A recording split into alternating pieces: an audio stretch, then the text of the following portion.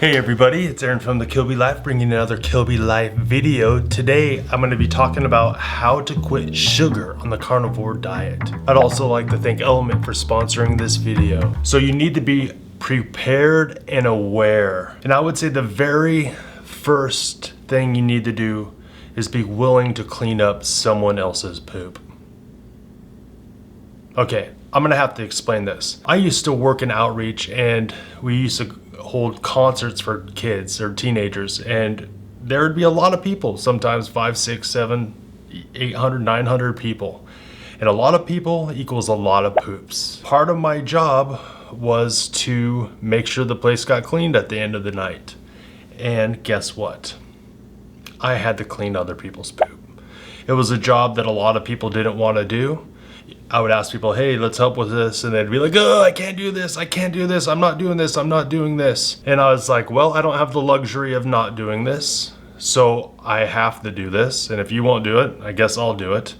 And I did it enough that people even made fun of me and called me turd toucher. This is a true story. So would you clean up someone else's poop? I mean, if you're a parent, you've probably done it.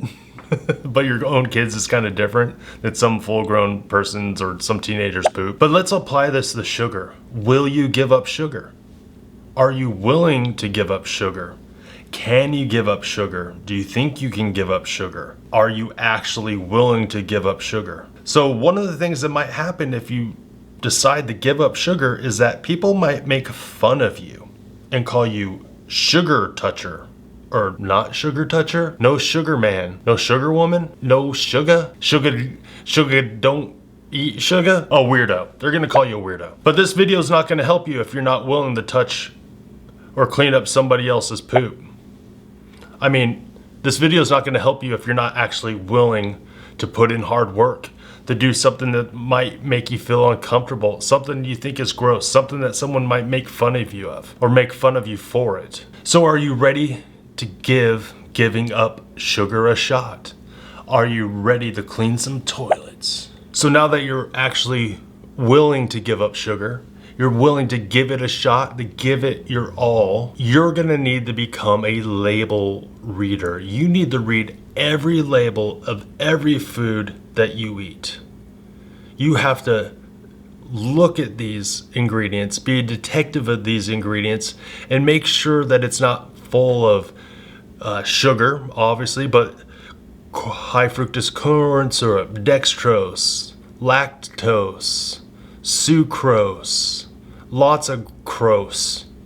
That last one isn't real, but it's just a lot of sugar. The food companies are really good in hiding sugar in your food. I would say also go cold turkey. Hold on. No one ever gives that advice. Well, I'm giving that advice. I would say if you've made it this far into this video, you've already tried to cut out sugar from your life. You've probably tried to go from sugary drinks to diet drinks, from diet drinks to water, or some kind of variation of that where you've tried these things and it hasn't completely worked.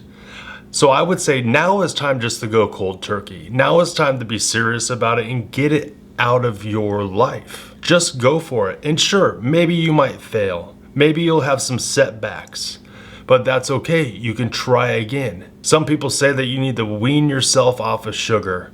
Do it gradually. Change your taste buds. I think it's time for the next stage of your trying to get rid of sugar by just actually doing it. And if you fail, you just start again. And you haven't really failed because you never quit. You're quitting giving up sugar. You also need to eat the right foods. Foods like beef, butter, bacon, and eggs is a good place to start. It's a good, simple place to start. And what else can you eat other than that? Nothing. Beef, butter, bacon, and eggs. Oh, and salt. Get some good salt like Redmond real salt. I guess I'll be a little softy for one time in this video. Okay, if you don't want to give up coffee, have some coffee and maybe a little bit of heavy cream. Other than that, nope, beef, butter, bacon, eggs. That's it. Nothing else. Some more good advice for you would be to plan your meals in advance. If you know what you're gonna eat, in advance, have it planned out, ready to go, you're less likely to cheat. If you plan your meals in advance, you're going to be less likely when you're hungry to reach for one of those sugary snacks. You'll just eat the meal that you had planned in advance. Beef, butter, bacon, eggs, and whatever that softie said. Here's something that I don't think people realize, especially in the heat of the summer, like it is right here in Ohio right now. It's like almost 100 degrees today. But you need to stay hydrated. Staying hydrated will actually help you stay away from sugars. I wrote this down here. It says men need approximately 3.7 liters or about 13 cups of total water per day. Women approximately 2.7 liters or about 9 cups of water per day. That is a lot of water. You are going to be peeing all day. And just reading that to you made you start thinking, man, am I dehydrated right now? You might be. All right, let me talk for 1 second about the sponsor of this video, Element. Element is a tasty electrolyte drink that has all the stuff you want and none of the stuff you don't. With 1,000 milligrams of sodium, 200 milligrams of potassium, and 60 milligrams of magnesium. See that right there? Nope, I'm blocking it. See that right there? No carbs, no sugar. And I recommend the raw, unflavored version. They have other versions that have stevia and stuff like that, but if you're giving up sugar, you need to stay away from those things. You don't need that sweetness in your mouth because it's gonna potentially trigger you to want more sugary drinks. Now, that being said, do you have to give up sugar forever? All sugar? Probably not, but I would give yourself at least a good 90 days to change your palate, to change the way your tastes are. But you have to stay hydrated. You have to have hydration and you have to have these electrolytes, especially if you're on a carnivore or a keto type diet. But this is good for any type of diet. So you can make sure that you're getting the nutrition and electrolytes you need to be active. Right now, Element is offering our viewers one free sample pack that's 8 of all their flavors to try the sample with any purchase. All you need to do is go to drinkelement.com/Kilby to claim your free sample pack today. That's drinkelement.com/Kilby. Going on a carnivore diet has helped me be more active. And days when I'm getting 20,000 steps in, almost 5,000 calories, my watch is saying burned. Yeah, having these electrolytes and not running to like sugary energy drinks or sports drinks, this is what you need to go to. And again, I always say I recommend, if you have a problem with sugar, stay with this raw, unflavored. And it might taste a little bit salty to you at first, and if you have to just use part of it, but I have noticed on days where I use a lot of, or I sweat a lot, that it is not salty at all. This is literally tastes refreshing. Say salty, my friends. Now let's get into some smart choices. We need to make smart choices if we're gonna give up sugar. One of the smart choices we've already kind of hit on was that we need to be like detectives. We need to be looking at those labels of the food that we're consuming. We need to be extra vigilant that the foods we're eating does not contain sugar. And it's so important that I put this on the list twice because the food companies are so good at hiding sugar in our foods. If you get a pack of bacon, it'll say no sugar, but then you read the ingredients, it says sugar. Well, how could it have no sugar, but ingredients say sugar? Okay, there's a problem there. Sure, it might be nominal, but your detective work has paid off, and now you see that it's not exactly what they say it is, that there's stuff that they don't tell you about because they don't have to by law. And the food companies are also really good at selling you healthy snacks and treats that are just processed junk food. And that goes for a lot of those treats that say keto on them. If you see any treat that says keto on it, don't buy it. I mean, that seems a little extreme, but don't buy it. If you're on a carnivore diet, keto diet, most likely that keto treat is not on diet. It has stuff in it that you do not want to eat. And if you're eating things like beef, butter, bacon, and eggs, these are just good old one ingredient foods. There's no guesswork in it. No guesswork. Simple. You know what you're consuming. Make smart choices. I would say also avoid artificial sweeteners. Sure, there's a lot of different artificial sweeteners. The science is going back and forth. Are they good for you, not good for you? How much is not good? Allulose, stevia. Man, it just goes on and on. There's a lot of them. But I would say steer clear of the artificial sweeteners. Let your palate change. Steer clear from them because you're more likely to indulge in sugar and sugary things if you're using artificial sweeteners. While some of them might be less bad, there's still a potential that it's gonna knock you off course and make you go back to the good stuff, man.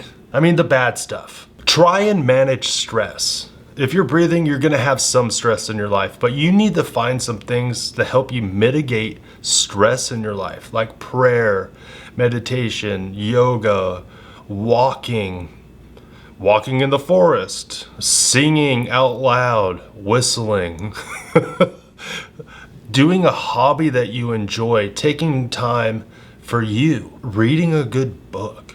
Mitigate the stress in your life, and when you do that, you're less likely to go back to those sugars.